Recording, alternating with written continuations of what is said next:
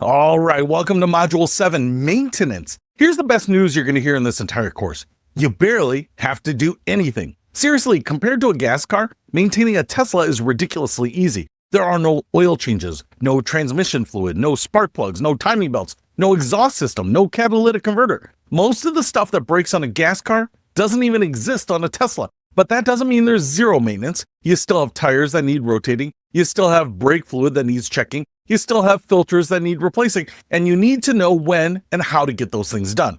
In this module, we're covering what you don't have to do anymore, what you do still need to maintain, and how to schedule the service with Tesla, what EV-specific tires are all about, and how the brake system works when you barely use your brakes. By the end of this, you're going to have a clear maintenance schedule. You'll know exactly what to expect, and you're going to appreciate just how low maintenance Tesla ownership really is.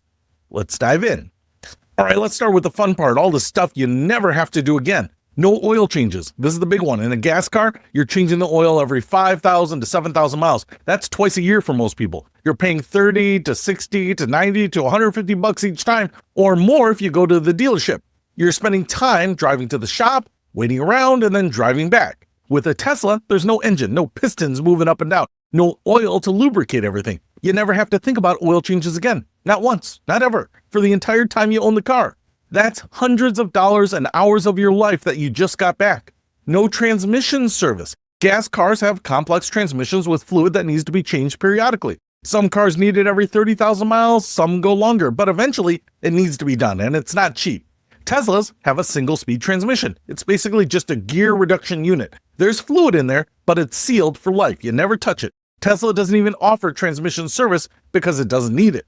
No spark plugs either. Gas engines need spark plugs to ignite the fuel. They wear out over time. You replace them every 60 to 100,000 miles, depending on the car. With a Tesla, there's no combustion, so there's nothing to spark. No spark plugs to replace, ever.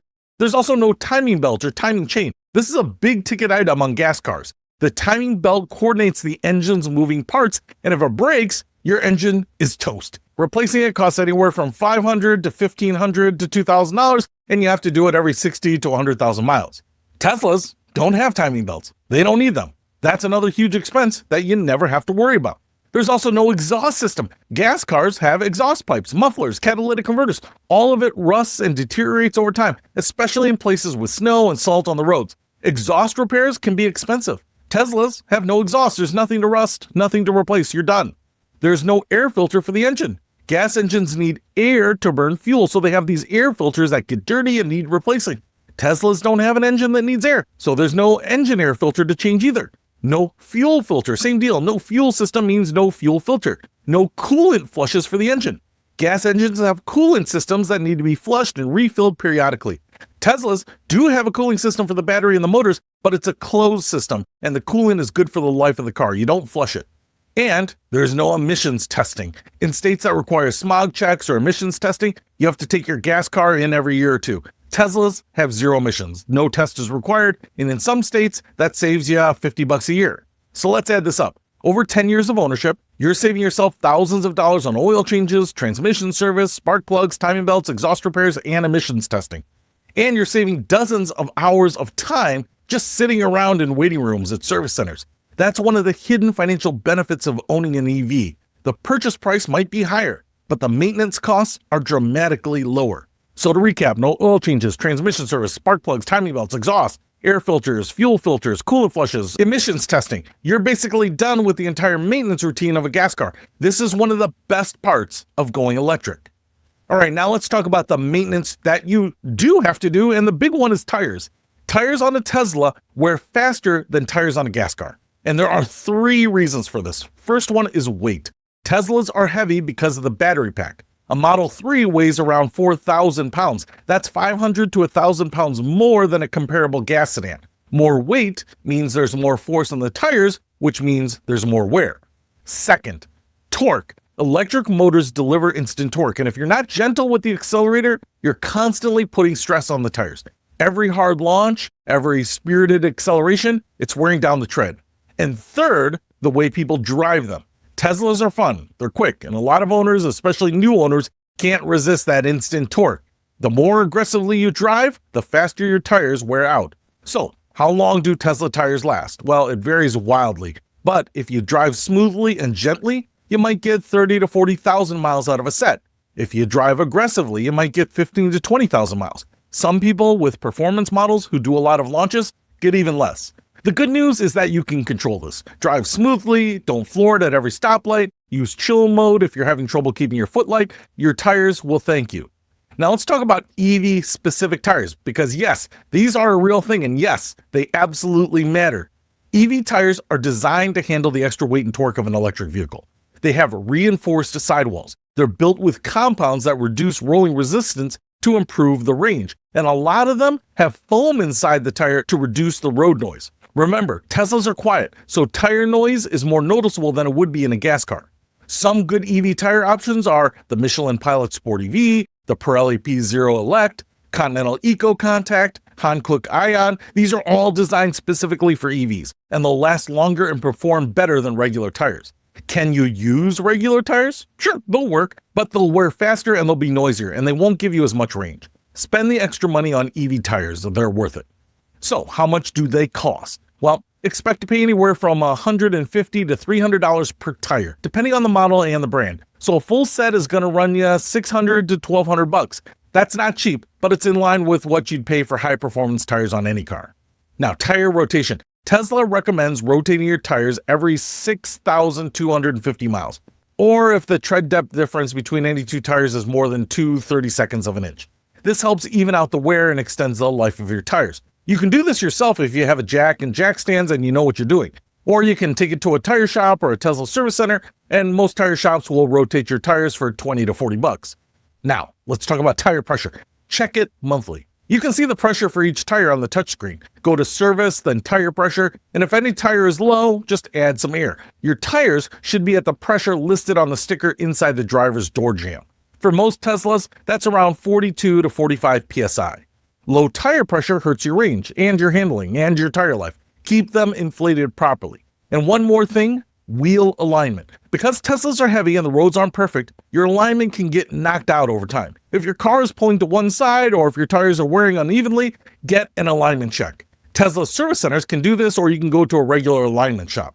So to recap, Tesla tires wear faster because of weight, torque, and driving style. EV-specific tires are worth the money.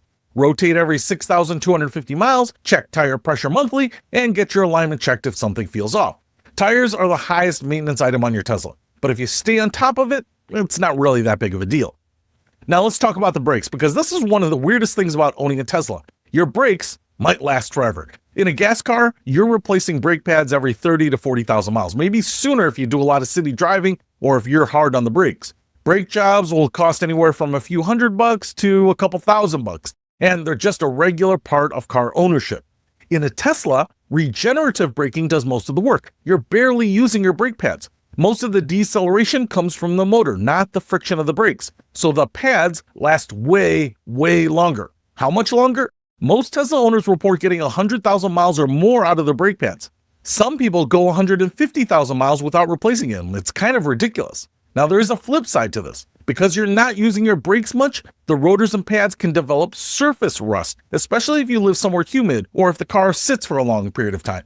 This rust is usually harmless and it'll wear off the first few times you use the brakes. But it can cause a little squeaking or grinding noise until it clears up.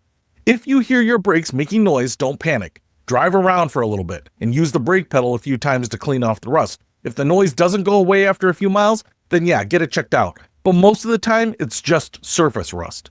One thing Tesla does recommend, occasionally use your brake pedal even if you feel like you don't need to. Like on a long downhill where you'd normally just use regen, tap the brakes a few times to keep everything moving and to prevent rust buildup. It's not a big deal, but it's something to be aware of. Now, brake fluid. Even though you're not using your brakes much, the brake fluid still needs attention. Brake fluid is hygroscopic, which means it absorbs moisture from the air over time. And moisture in brake fluid is bad. It lowers the boiling point, which can lead to brake failure in extreme conditions. Tesla recommends testing your brake fluid every 2 years in most climates, or every year if you live somewhere really humid. If the fluid is contaminated, it needs to be replaced. This is not a DIY job unless you really know what you're doing. Take it to a Tesla service center or a trusted mechanic. It's not expensive, usually a couple $100, and it's important for your safety. You can check your service schedule in the car. Go to Controls, Service, and you'll see when your next brake fluid check is due. The car will also send you a notification in the app when it's time.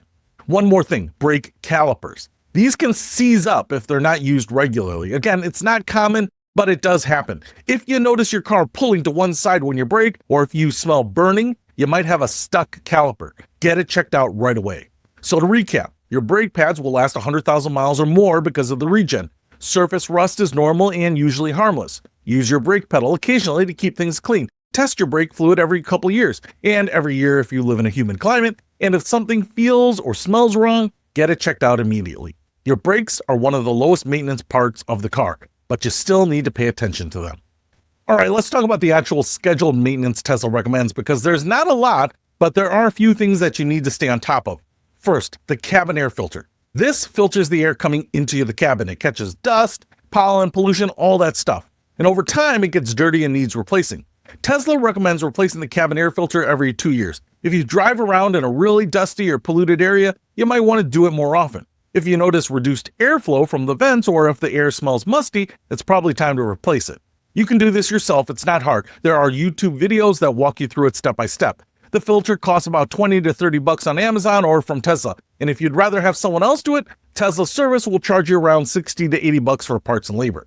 Some Teslas, like newer Model 3s and Model Ys, have a HEPA air filter instead of a standard cabin filter. The HEPA filter is bigger and more advanced. It filters out even smaller particles. Tesla recommends replacing it every 3 years. It's more expensive, around $100, and it's a bit more involved to replace, so most people have Tesla do it. Next, the AC desiccant bag. This is a little bag of moisture-absorbing material inside the AC system. It keeps the system dry and prevents corrosion. Tesla recommends replacing it every 4 years for Model 3 and Model Y. It's about $150 at the Tesla Service Center, not something you can do DIY unless you're really handy. Battery coolant service. The battery has a cooling system to keep it at optimal temperature. The coolant in that system needs to be checked periodically. For most Teslas, this is every 4 to 6 years, depending on the model. Tesla will tell you when it's due. It's a few $100 and it's important for battery longevity.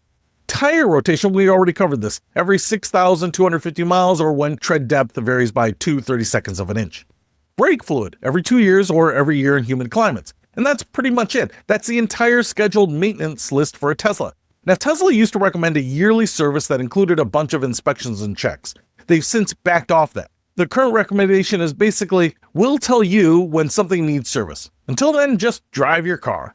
You can see your service schedule in the car. Go to Controls, Service, and it'll show you what's due and when. The app will also send you reminders. When something comes due, you can schedule service right from the app, and Tesla offers mobile service for a lot of things, which means a technician will come to your house or your work and do the service in your driveway. It's incredibly convenient. For bigger jobs, you'll need to go to a service center.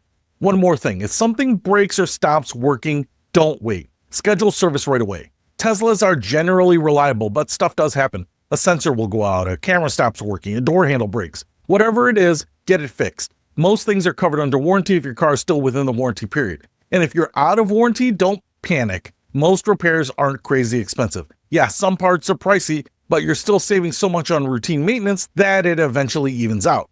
So to recap, cabin air filter every 2 years, HEPA filter every 3 years, AC desiccant bag every 4 years, battery coolant service every 4 to 6 years, tire rotation every 6,250 miles, brake fluid every 2 years, and that's it. Schedule service through the app, use mobile service when you can, and address issues promptly. Compared to a gas car, this is virtually nothing. Okay, last lesson in this module. Let's talk about how Tesla service actually works, because it's different from traditional car dealerships. First, you don't just drive to a service center and wait around. You schedule everything through the app. You open the Tesla app, tap Service, tap Request Service, and you describe the problem or the service you need. The app will walk you through some questions, and then it'll either schedule a mobile service appointment, or it'll tell you to bring the car to a service center. Mobile service is amazing. A Tesla technician shows up at your house or work in a van with tools and parts. They do the work right there in your driveway or in a parking spot, and you don't have to go anywhere. You don't have to wait around. You just hand them your key card and they take care of it. Mobile service can handle a lot of stuff, like tire rotations, wiper blade replacements, minor repairs, software diagnostics, sensor recalibration. Tons of things can be done at your location.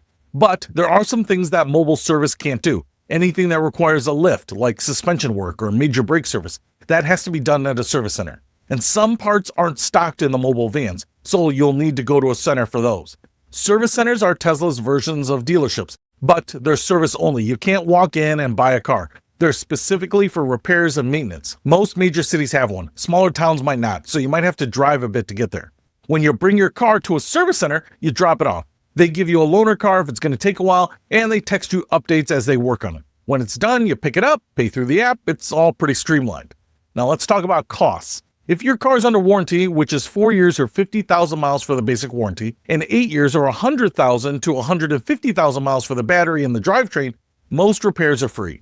Tesla covers defects and failures. But wear items like tires, brake pads, wiper blades, they aren't covered. Those are on you. And if you damage something like you curb your wheel or you crack your windshield, that's not covered either unless you have insurance. If you're out of warranty, you're paying out of pocket. Some repairs are reasonable, some are expensive. Teslas are sophisticated cars with a lot of electronics, and parts can be pricey. But again, you're saving so much money on routine maintenance that it tends to balance out. One thing to know, Tesla service centers can get busy, and in some areas it might take a week or two to get an appointment, especially for the non-urgent stuff. If something is safety critical, they'll prioritize you. But for routine stuff, be prepared to wait a bit. And one more thing, third-party mechanics. Some independent shops are starting to work on Teslas, and they can be cheaper than going to Tesla. But be careful. Make sure they know what they're doing. Teslas are different from gas cars, and not every mechanic is trained on them. If you go third-party, find a shop that specializes in EVs or that has certified Tesla experience. For anything under warranty, you have to go to Tesla. Third-party work can void your warranty. But once you're out of warranty, you have options. So to recap, schedule service through the app. Mobile service is incredibly convenient. Service centers are for bigger jobs. Loaner cars are available if needed. Warranty covers defects but not wear items. Service can get busy, so plan ahead. And third-party shops are an option once you're out of warranty, but choose carefully. Tesla's service model is designed to be as convenient as possible, and for the most part, it works really well.